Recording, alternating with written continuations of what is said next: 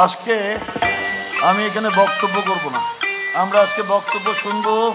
বাম হাতের বুড়া আঙ্গুল কাটা, এই যে দেখেন আমার আঙ্গুল কাটার কারণ কি জানেন? জামাত শিবিরে এমন পিটান পিটাইছি, ছাত্রদল যুব দলের ক্যাডারদের বাইরে আমরা ভাই বলেছে মুরাদ ভাই এই ধর্ম নিয়ে কিছু বলেন না, তো বললাম না, অসুবিধা নাই। আমি ডাক্তার মুরাদ, আমি ডাক্তার মুরাদ, আমি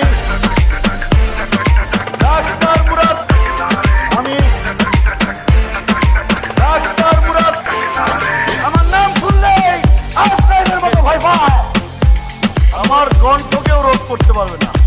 ভয় মেরে ফেলতে হবে, তাহলে ডাক্তার মুরাদ কথা বলবে, ডাক্তার মুরাদ কথা বলবে। রাজাকারের বাচ্চা ডাক্তার মুরাদ, ডাক্তার মুরাদ,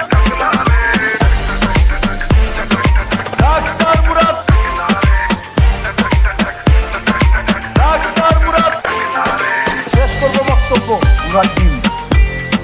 আমি সেই রাজাকারের বাচ্চা, আমি আমি আমি আমি রাজাকারের বাচ্চা।